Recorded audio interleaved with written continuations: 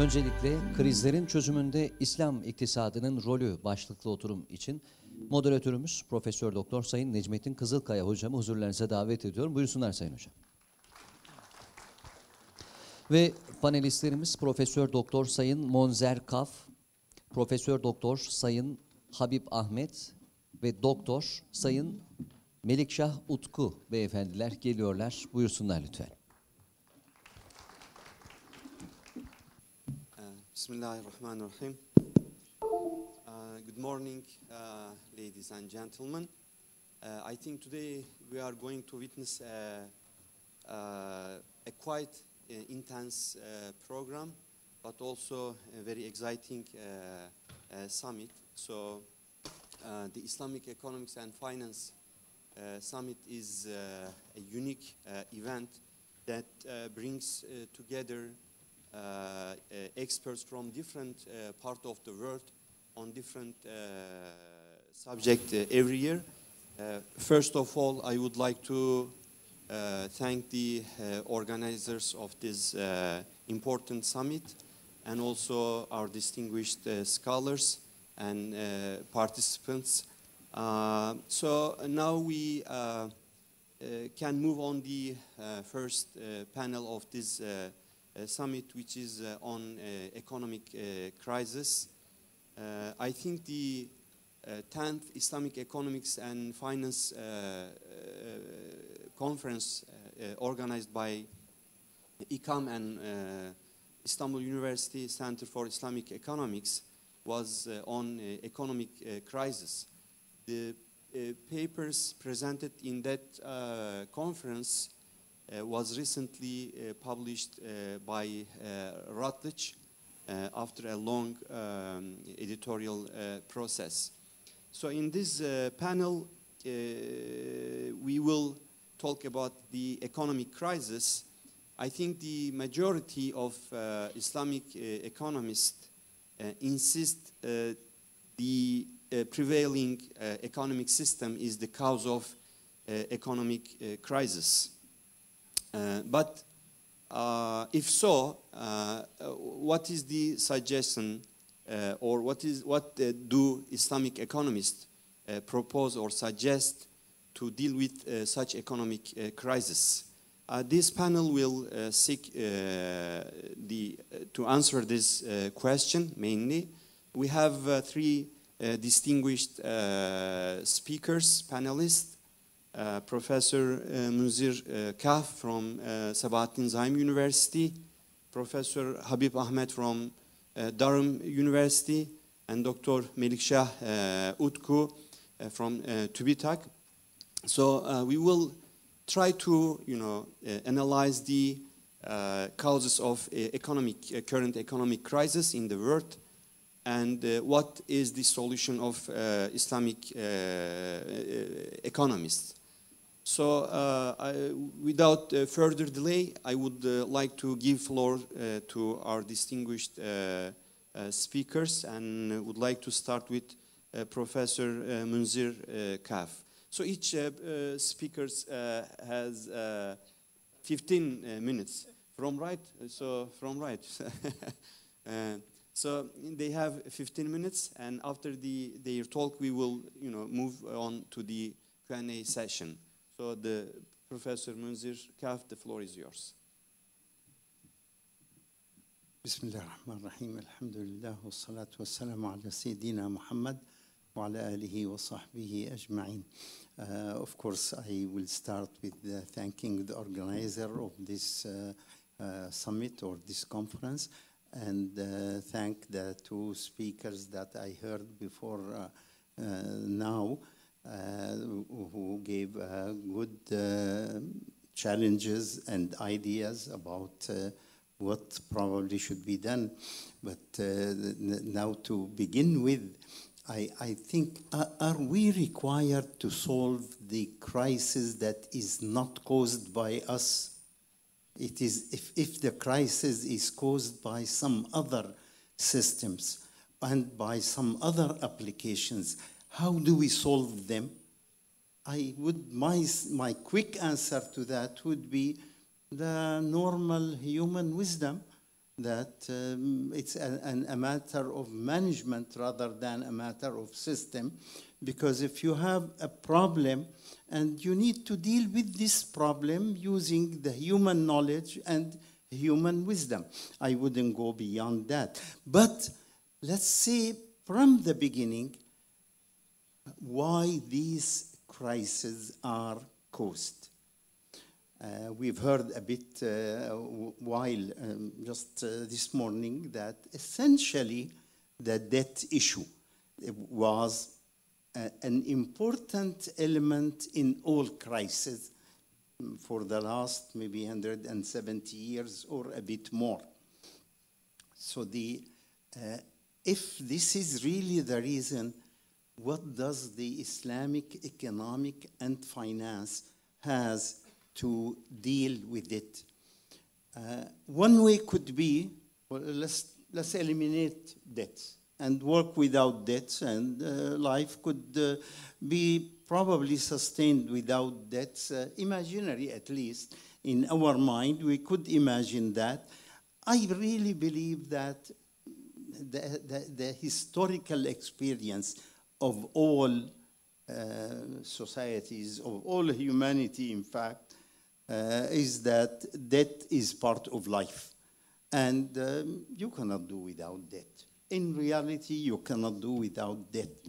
So there will be debt. There has been always debt throughout the transactions since day one in the world. So I wouldn't say then the issue of debt is the most important one. Probably the size of debt is very important. How does it grow and how it does not grow, or it grows at lesser rate than otherwise. So this is probably an issue, but the issue of debt itself, I believe, is part of human life and is going to be part of human life. One important thing, in my opinion, in this regard, is that if we take Islamic finance the way I see it and the way it is, in fact, everybody talks about it without looking at really the implications, the detailed implications. And always they say what the devil is always in the details. So the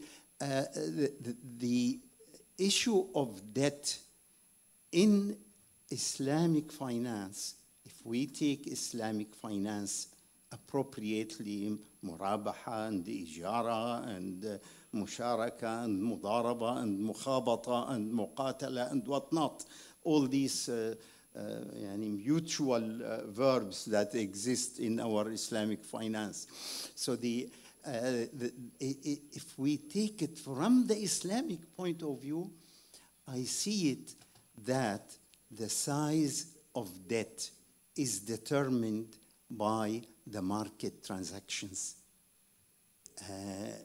meaning that the size of debt will be only determined by the amounts of sale or the amount of lease. Lease, by the way, is a form of sale anyway. So we can say sale to cover lease and sale together.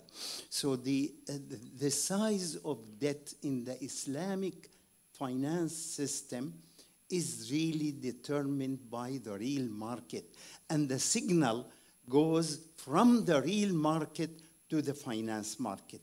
Notice, if we take Islamic finance appropriately, without some of the fatwas that are on the side, leave them aside now. If we take it appropriately, we notice that there cannot be a single Islamic finance without a signal coming from the real market that we need this commodity to go from one hand to another, either on lease or on sale, or we need this commodity to be produced by certain technological approach, and this technological approach requires some investment in it. So in other words, in Islamic finance, there is a definite signal coming from the real market that determines the size of the debt. Now, of course, if you apply tawarruq and the other things that are applied in some countries and some Islamic banks, then the whole idea of signal coming from the real market becomes really irrelevant, because under tawarruq is like debt.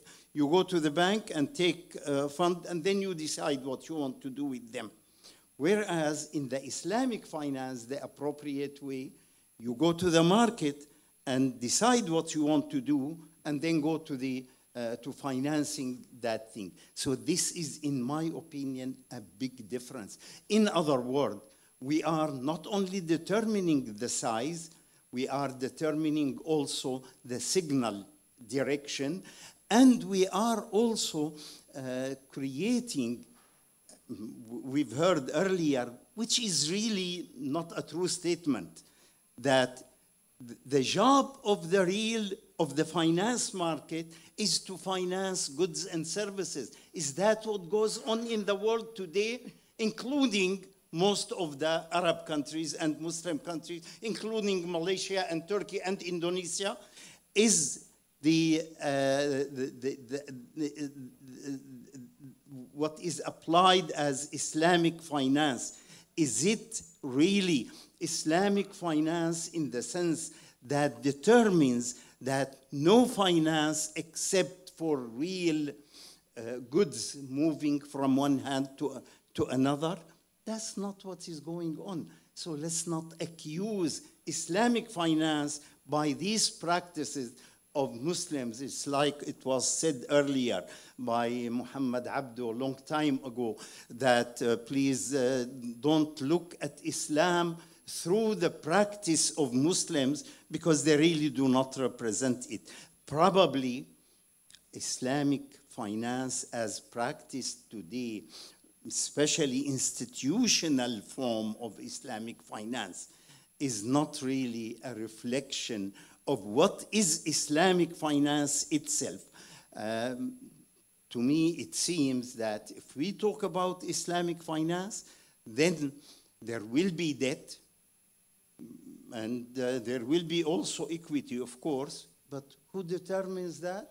It is the market, the real market of producing goods and services and their exchange. It is not outside. It is not, there will be no separation between the finance sector and the real sector. Whether banks will be bigger or smaller, whether they will take higher share of the total finance sector or lower share, their activities are tightly connected and tightly determined by the signal that comes from the real market of goods and services. So I wouldn't worry about the size of debt at that time or the size of equity if we decide that all these equities and these debts are actually generated by the actual exchange and production of goods and services. Now, if we take it a bit further, I would say that we are bringing really in Islamic finance, we are bringing the finance sector, all of it, to play its appropriate role. As we are told this morning, that the appropriate role of it is to finance goods and services. But now statistics say that in the world today, probably 10 out of 11 dollars are used purely for finance, and only 1 out of 11 dollars are used for financing the production and exchange of goods and services. So the main issue, I think, is the diversion of the finance sector, including the equity market. Because why do we need that much transactions in the equity market that are purely financial and monetary, really, but they do not really deal with the real market at all? We really don't need that much. This is why perhaps with the kind of derivatives that we need are derivatives of the nature that relates them to the real market. For instance, what is called murabaha line of credit or musharaka line of credit. These lines of credit relate the transaction to the real market directly, and the only thing it does is that it makes an interbank relation that relates to the real market, and that is also, in fact, initiated by the real market, and the signal is given from the real market. I would set my, did I exceed the time or still?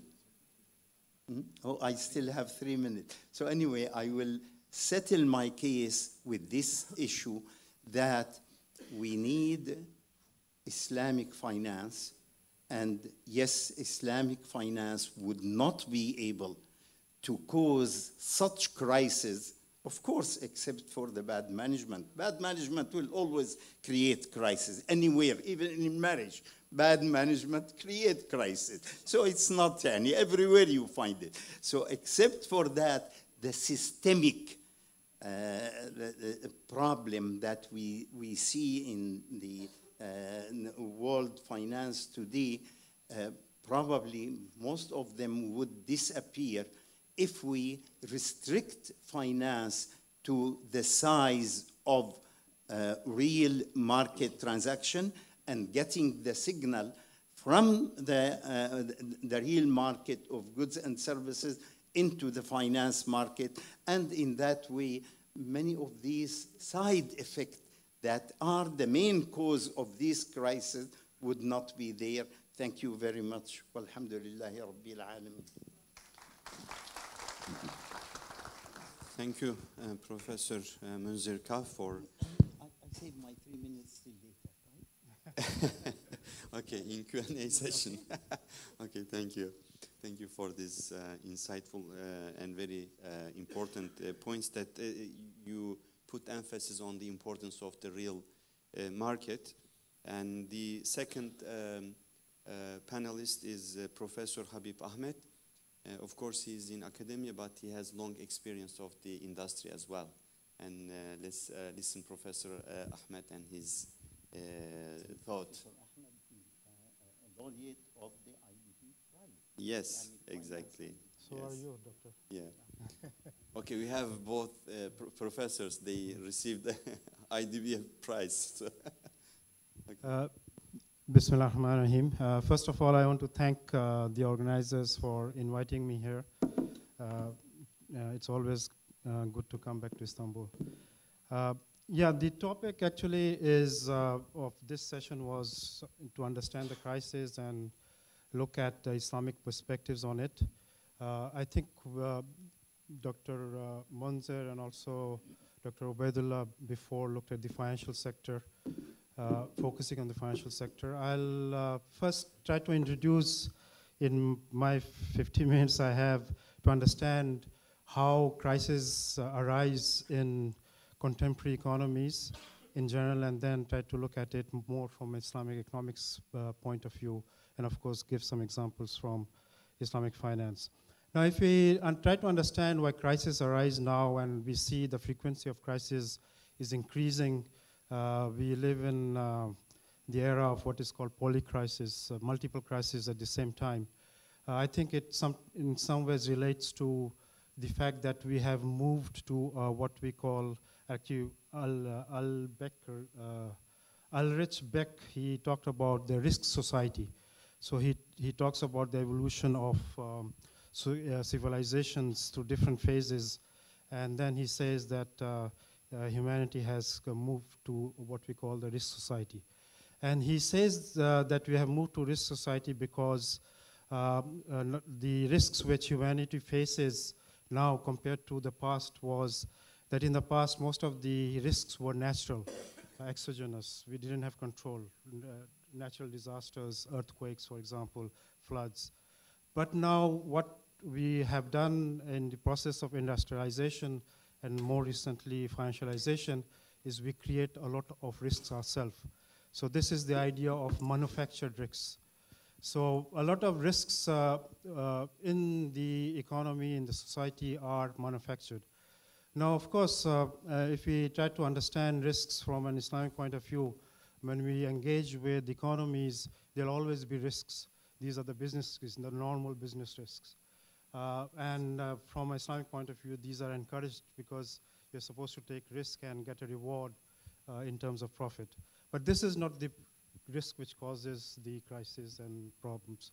It is the abnormal risks, manufactured risk, which causes the problems.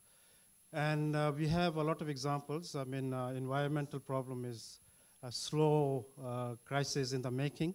And of course, humans have a role to play in that. So that's an example of the manufactured risk.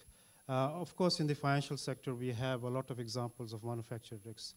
And this relates to, of course, the products which are created in the financial sector, not to talk about the excessive leverage and the debt creation, which has been mentioned before. There are other products which create a lot of risks, which are not understood well. So I would say that to understand the crisis from a risk perspective, it is the abnormal manufactured risk which the system is creating. So with that, we have some behavioral issues. And the behavioral issues in a conventional economic system would be what we call the incentive structure, which is basically greed. You maximize profit. To maximize profit, you engage in, you come up with new products and systems, which creates risks. The probability of making money is high, but at the same time, you are increasing the risks. So one aspect of risk would be the behavioral aspects of people who are engaged in the economy. And I think the conventional system, the greed-based system in terms of maximizing profit only is one of them. The second, I think, important issue which is important in the crisis creation is information. Information about things. I mean, I think from Islamic perspective is very relevant. The concept of gharar is about information of what we buy and sell, right? Now, there are a lot of products we buy now. We don't have complete information.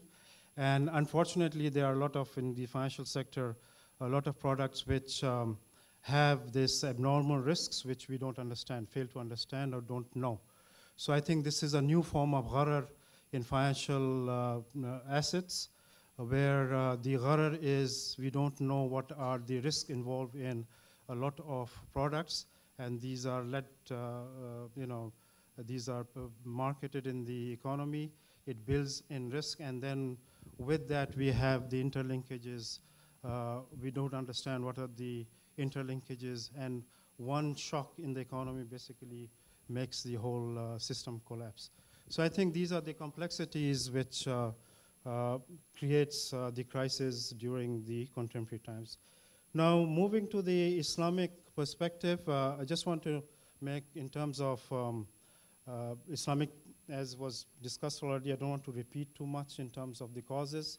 Of course, leverage creates fragility in systems, in people, in organizations, and also at the national level.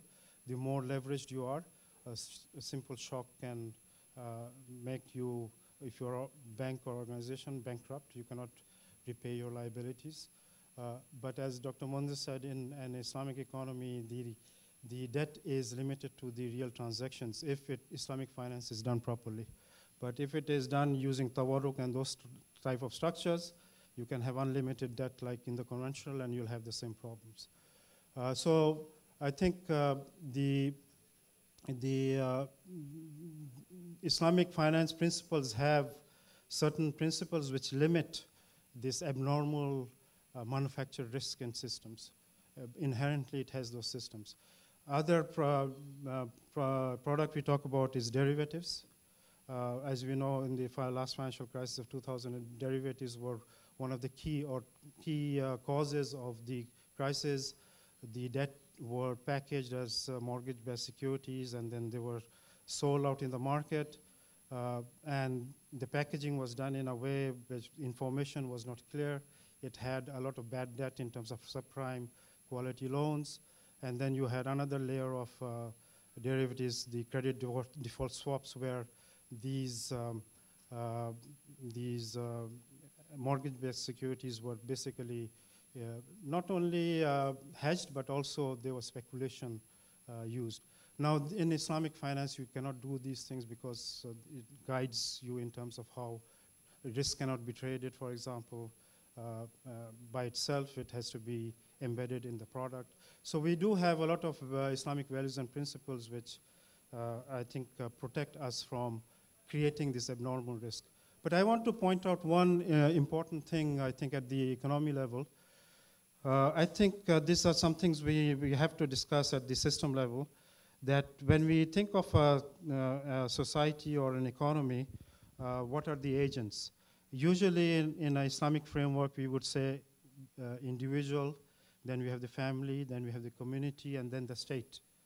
In what has happened in the Western neoliberal system is they've taken the family and the community out of the system. So you have the individual, and then you have the state. So whenever a crisis happens, we have to depend on the state. I think that makes the system very fragile and very difficult to manage crisis. So if you have the system where we have the family as the first place where we can absorb the shocks, if the family cannot do it, we have the community. Islam, I think Islamic societies are community-based societies. The fact that we had a lot of activities around the mosque is an example of a community-based society. And also in terms of institutions, Waqf institution is a community-based society, institution, social capital, which can be used in case of crisis. And then, of course, we have the state. So I think if we want to have not only when we look at economic crisis and its impact, we do usually focus on the economics part of it, we forget the human part of it. And if we try to look at it from a maqasid perspective, maqasid is about human flourishing, right? All the maqasid relates to human beings. And of course, life is one of them, wealth is one of them. So we cannot just focus on wealth when we talk about economic crisis, we also have to look at the human factor. And the human factor, I think we really need this structure in terms of the families, the communities, along with the state, to make a system which can be resistant or resilient when we have the crisis. I think those are my initial thoughts. Thank you. Thank you very much, Professor Habib Ahmed. I mean, you mentioned really very important issues, especially risk-creating system and maximization of profit, and the importance of Islamic values to deal with such crisis, and especially the individual, family, community, and then state, and maybe like missing links in the contemporary society. I think there is no difference in that regard between Muslim societies and Western society, because we also lost family and community, but still we have some. And also human part of economic crisis was also important. Thank you very much. And now the floor is yours, Dr. Melikşah Utku. Of course, Dr. Melikşah Utku has a long experience in the industry. We listen to academics, although he has PhD, but he is, I think, mainly representing the industry, and he will share his ideas based on his experience in the industry. The floor is yours.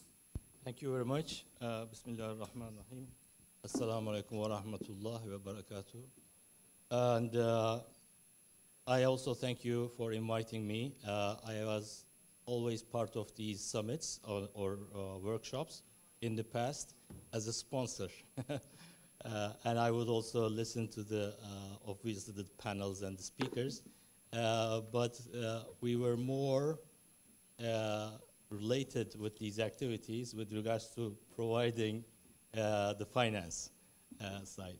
So it's a change for me. And crisis is about change. And It's about not being able to handle change.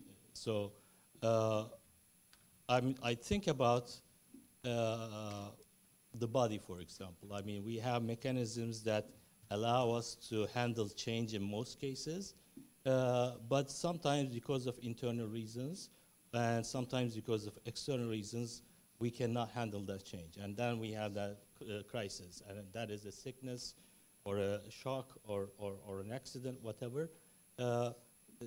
It's same with all systems, whether these are biological, economic, or social, it doesn't matter. And as the system grows, as it takes more control of its ecosystem around it, more of the exogenous external shocks become internal. And that is what I think the risk society means. We are, as humanity, we are able to control a larger portion of our lives than in the past.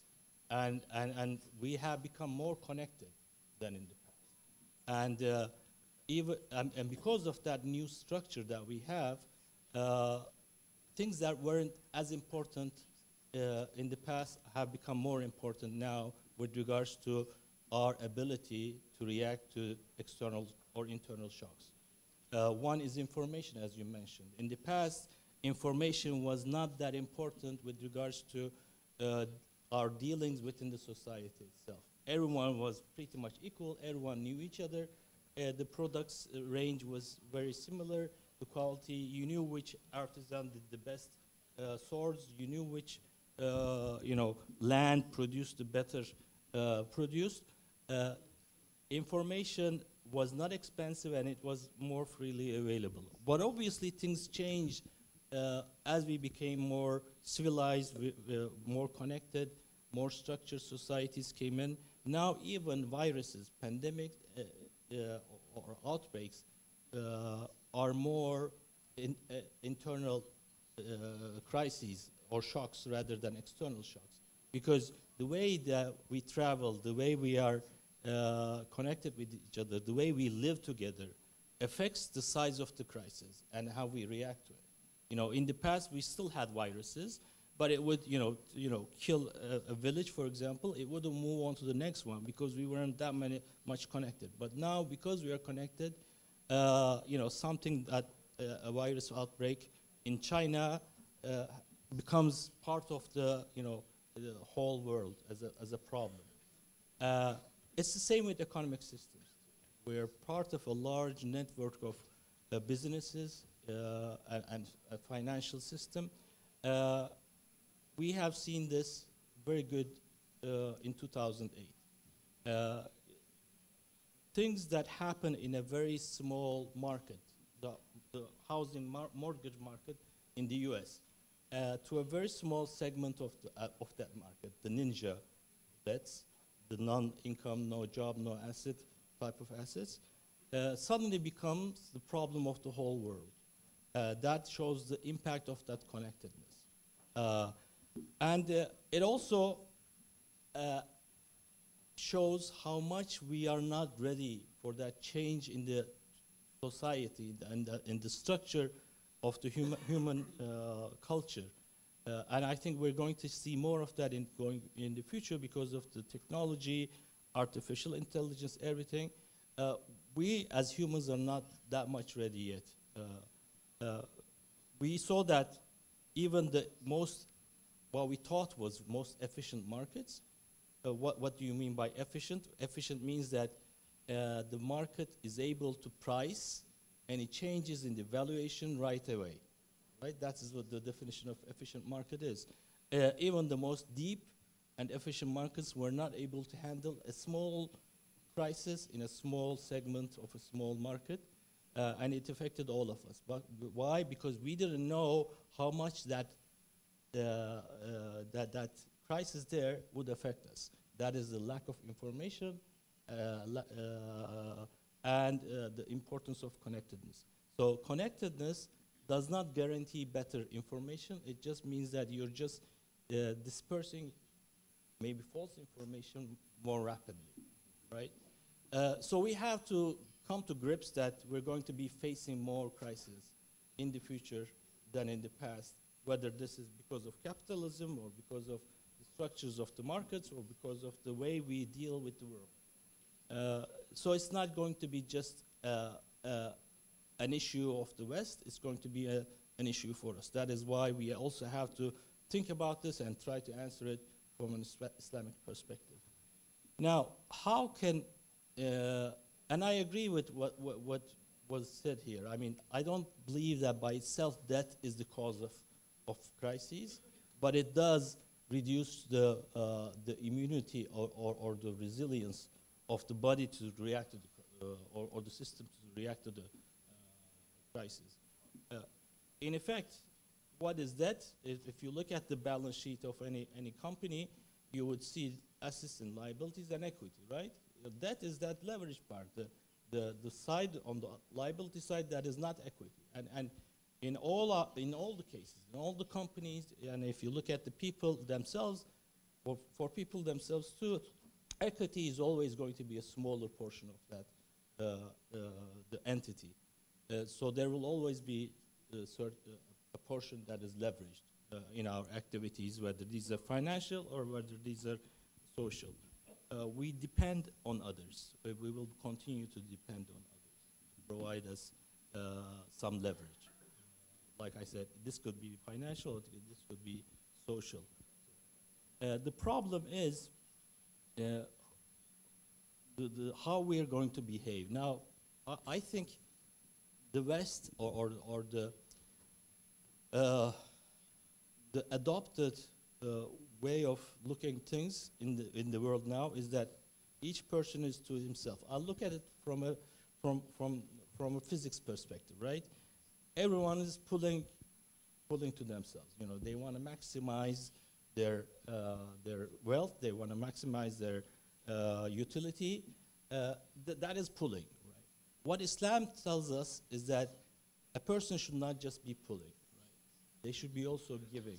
They should also be pushing. So that creates in the market world, if everyone pulls, you can still have an equilibrium. When different people pull, you can have an equilibrium, and that equilibrium could be moving depending on the different forces, how people are pulling. If everyone pulls the same way, you have what we call exuberance, right? Market exuberance, a speculation move, and you can have things like tulip bubbles, dot-com bubbles, and things like that, when everyone's pulling the same way. What Islam proposes is that you should have equilibrium within yourself. And that is not something that is so easy, because people always think of themselves, right away. And that, you try to pull to yourself. But by establishing small micro ecosystems around the person, that is the society, that is the family, because people react to their environments, right? In experimental economics, you have games or experiments called ultimatum games, right?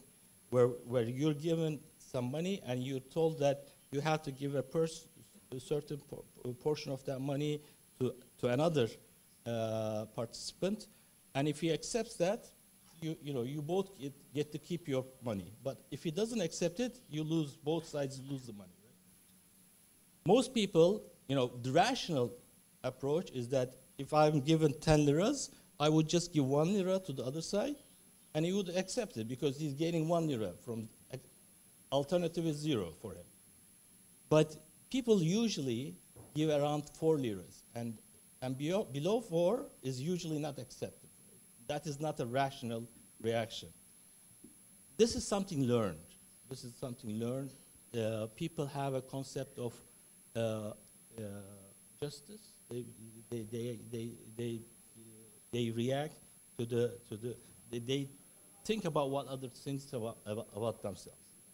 So the thing about this game is that if you put something about money within the environment, for example, a calculator, a bond case, for example, the reactions change. People offer less, and the other side tries to reject larger numbers, right? So our environment shapes us. When we think about too much about money, when we're in business environments, we think we are more selfish. But when when we're in a family environment, when we're in more social environments, we think more about giving. Right? So I think that is what Islam, it's about, it's not just about economic systems, but it's about building social structures that also affect economic systems. These are all buffers with regards to increasing your resilience to economic shocks and social shocks for that matter. And now, I agree that Islamic finance by itself is not going to be an answer to the world as a, its interest has been here for thousands of years. Most of the economic structures and social structures have been here for thousands of years. We're trying to find alternatives, or we're trying to propose better ways of dealing with that, but it's not going to be a simple matter, obviously. But there is an inherent acceptability of the principles of Islam throughout the world, whether people are Muslim or not, right? So I think that is one way to go about this. I think, and many people, non-Islamic people, are also working on ethical economics and a more humane market or economic structures going forward. I think we can also give a lot to that area. Another thing I think is about the way the Islamic economics works. I mean, even in Ramadan, I used to write articles during Ramadan. Many people would say that economic activity is going down in Ramadan and it's not good, for the general economy. I think that is very good. You're actually 1 month of the year you're reducing the economic activity. We always talk about overheating in the economy, and a slowdown in economy at reasonable paces like Ramadan is good with regards to rethinking about what you did over the whole year, and it also cools down the economy if it's overheats. So things like these I think are important with regards to proposing alternatives and increasing the resilience of the economy itself. I myself have had experiences with crises, both in the real sector, when I had my own company, and as a banker. So I've lived through 4 or 5 crises now, both real sector crises and financial crises on both sides of the table. And I've seen that even though Islamic banks in Turkey are very small, they are more resilient with regards to the crisis directly affecting them, let alone the general crises. For example, in 2002, when one of the Islamic banks, because of bad management, went down, obviously there was a reaction from the depositors to withdraw their deposits from the other Islamic banks too. Now, aside from all other shocks, what banks are afraid of is liquidity withdrawal right away. That is the worst case scenario for any bank, and no bank can actually withstand that. Whether it's the largest bank, you have to have all your money liquid to be able to withstand. And even in most cases, if it's severe, if you have a long queues, even the governments can't help you that. And we've seen that in 2008 in the North something bank. We saw several of the banks go down like that because of that. Now, Islamic banks at that time were able to, their sizes diminished to 1/3 of what they were before the crisis, 1/3. And they were still, eventually they would have obviously gone down after the government did not establish, the government did not help, by the way. It just established a fund to guarantee certain things, and that stopped the shock, that stopped the withdrawals.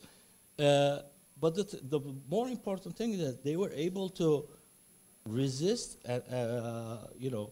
going down, even with such a large withdrawal of money. I think that kind of shows you, even with their small size, that kind of shows you the potential for Islamic institutions to provide an example for resilience to the modern institutions.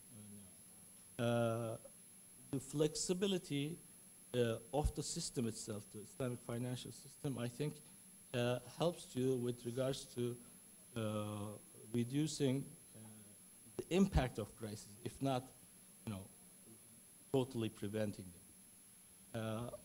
With that, I think I should leave now for the questions. Thank you. Okay, thank you very much, Dr. Melikşah, Utku. I think the internal shocks and crisis was important because sometimes we skip this part, and also pulling and giving and the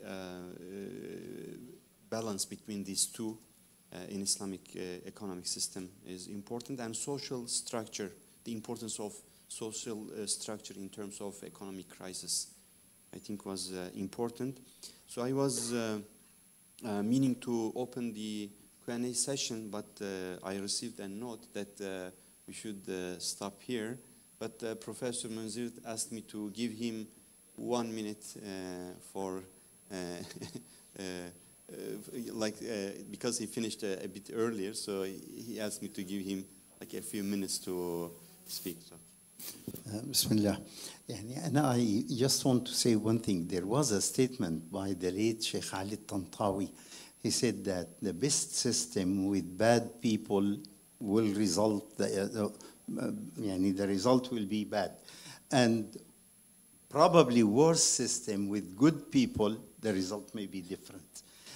Maybe good or even. So the point is that definitely the human element is, as Dr. Habib mentioned, is the most important. And I want to quote quickly the concept. What do I mean by human element? A human element is mentioned in the Quran in the form of a person. The backward person is a person who is deaf, cannot speak, cannot hear. He is incapable to produce anything. He is dependent on others, and he's not able to follow instructions. So with these 4 elements, if we change these 4 elements into elements to be having good communication, having capability to produce things, to achieve things, being independent in his own decision and his own activities, and also to follow instructions. This is expressed again in the Quran in another term for the manager.